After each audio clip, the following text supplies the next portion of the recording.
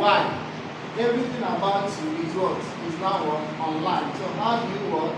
How do you maintain security? Now with the connectivity comes the risk of you being defrauded or your account being hacked.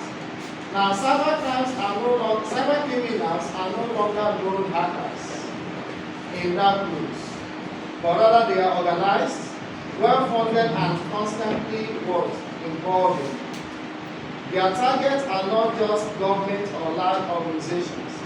They target individuals, small businesses, NGOs, and community organizations. Now, the essence of this session is to design to equip us, regardless of your technical background, with the knowledge and tools to recognize threats, protect yourself, and help you a cyber-aware community around you. Now, there's this saying that cyber security is not a thing of the IT department. It is the responsibility of you and I to what? To stay secure. It is not the IT department that will come and help you to stay secure, but it is everyone's responsibility. So our 3 pillars include awareness, which we are doing, sharing knowledge and building resilience together as a group. And lastly, action. We take action on some things we can do to stay secure. Now, looking at the cyber security landscape, each day we have about 200 plus incidents, cyber incidents occurring each day. As of 2023, the global cybercrime cost was about $8 billion. Now, last year, on my research, it was about $12 trillion. And the forecast maybe from at the end of this year, it is also what? Increasing. Because you have a role to play. I have a role to play. Now, every 39 seconds, a new cyber attack occurs somewhere in the world. If not here in Nigeria, outside Nigeria. Africa and emerging markets are increasingly targeted by sophisticated threat actors. Small businesses and community organizations are the prime targets. Then individuals and communities are the first most critical line of defense. Now, among these role attacks, the research has shown that 95% of the cause of this attack is human error. Human error, followed by human error. That's the main thing. Because when you see a link, you not go through about it, don't check the link, you just what? Click. That little click of that link exposes your organization data. That link you click will expose your personal identifiable information, which is not PII. That link. So human error has been the major cause of cyber crime. Now, common cyber threats and attack vectors. Just as we know, one of them is phishing. Phishing attack. What is phishing? Let's make it interactive. What is phishing, class? Anybody can answer.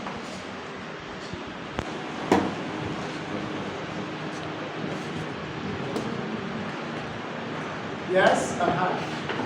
Phishing, the form of attack or trying to let attackers send phishing links, messages, emails, in order to trick users to reveal their sensitive information. Thank you, sir. In order to trick users to what? Release their what? Sensitive information. Is a malicious link is sent to you. You just click and what happened? Your bank details will be exposed. And when money is sent to your account, the person will be the one to be receiving it. Last year, my junior brother was a victim of it. Somebody called him on phone that his bank account has an issue. And I didn't know about it, but he never told me. So He said that there's a code I'm going to send to you. That code, just call it. Ignorantly, he called the code for him.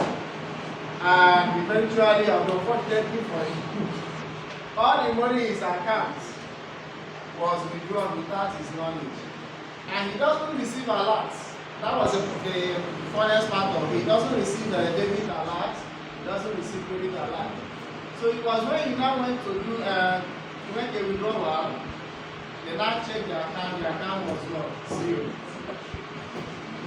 Just what? A code he called for somebody he doesn't know. That is what we are talking about. And that's part of what phishing. We have different types of what? Phishing.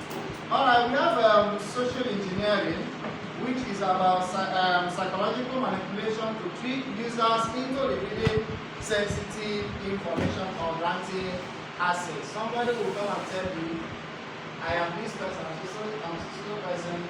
You just believe that person. First of all, what they do is to gain your word, trust. That's what an attacker will do. When they gain your trust, anything can happen. That's social engineering. Now, ransomware is another cyber threat and attack vector, which is what? A malicious software that encrypts your files and demand payment. It can cripple and what? Entire organization. An attacker will just deploy a what? A malware into your what? Into a system. That malware will do what? Encrypt the what? Organization data. You cannot have access to it again. And what will happen to it? Especially risky on public Wi-Fi. For all of us, or most of us that would like to connect to the public Wi-Fi that is open, we connect. Our information are also being what? Exposed. We have to be very careful. Mobile threats, malicious apps, SMS scams, and mobile specific targeting smartphones are targeted. Now, you will be on your phone and you just get a phone or you install a particular application on your phone. Those things are what? Malware, they are virus. Are we together? So we have to be very careful. And lastly, web application will sign you. They will tell you that your password must what? Be at least 12 words, characters. So if you are putting anything below 12 characters, you know what to work. And secondly, there will be a type of data you are going to use or use as your what? Personal as your password. Don't just use the name. You must what? Put like special characters and other things. Now enable multi-factor authentication. That's another word. A security word, a way of what? Staying secure. Enabling multi-factor authentication. Most of us have an authenticator app on our phones, or if you don't have it, you can enable it. You can download, we have different authenticator app, install it, attach your account to it. So whenever you are logging in, it works. Gets a code for you to log in. That's a way of what? Staying secure. By so doing, an attacker cannot just have your authenticator app. Alright, now keep software updated. Updating your operating system is very important. Often and often, for those of us that use Windows, always look for updates.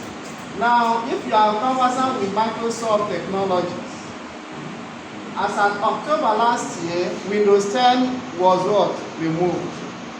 So if you are still running, your PC is running on Windows 10, I'm sorry to tell you that you're what? You are vulnerable. Because you will not be receiving what? Security updates again.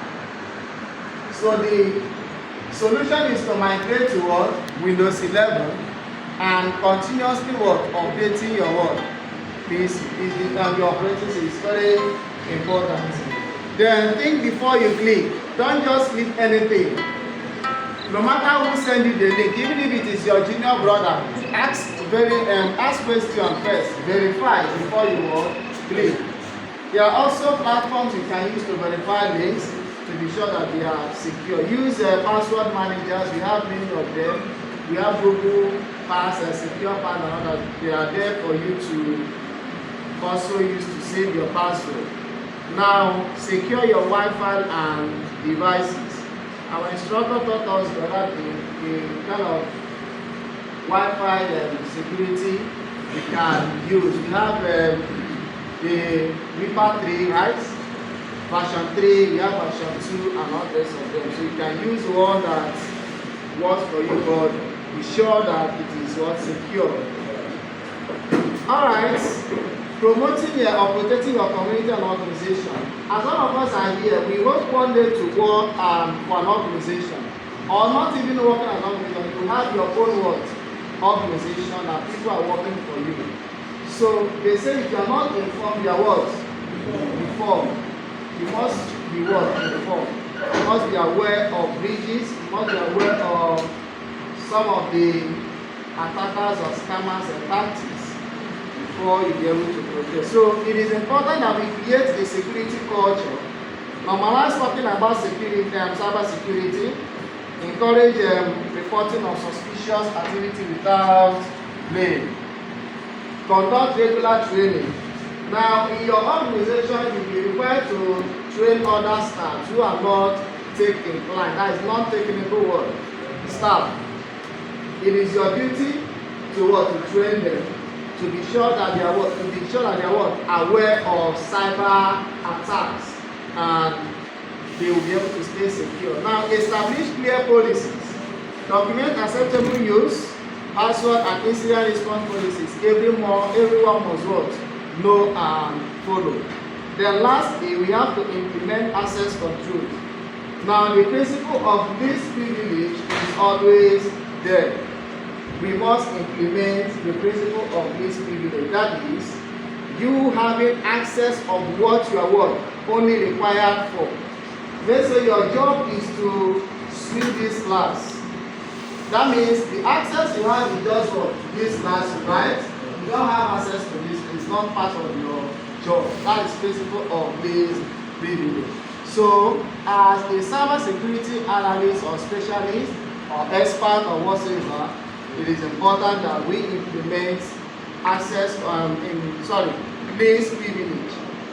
Then, in our communities, it is important that you carry out regular security awareness, have a comprehensive incident response plan. In case an attack occurs, how do we respond to it? So that we will not what? Will not be there will not be downtime. So there will not be what? Downtime. So how do you respond to an incident when it occurs? So it is important we have a comprehensive incident response plan. Then enable two-factor authentication, I've said it before. Then there are essential tools that we can use. We have for password and identity. We have iPassword is a tool that we can use to save our passwords. Google Authenticator, we can use that to enable MFA. Then there's also this one, Have I Been Found? It's a website you can go and check your emails. You can log in and check your email. HaveIBeenFound.com. HaveIBeenFound.com. That is the website. You can just check it, put your email, and check if your email has been involved in any data breach. Alright, we have endpoint protection. There's an organization known as Malwarebytes that helps to carry out the malware detection and also protect organization against malware. We have Windows Defender for those that use Windows operating system. We have Windows Defender. That's an antivirus application for you, given by Microsoft to you free of charge. Now we have VeraCrypt for file encryption. You can use it to encrypt your file before sending it out. Then we have for communication, we have simple login for email aliasing. We have Tutanuta for secure email. Yes. to Tanuta for secure email, for that is for you to send email securely and it will not be intercepted. Alright, before we go to the key takeaways, I don't know if there's any question, have anything to say before we go to the last part of our discussion. Any question, please?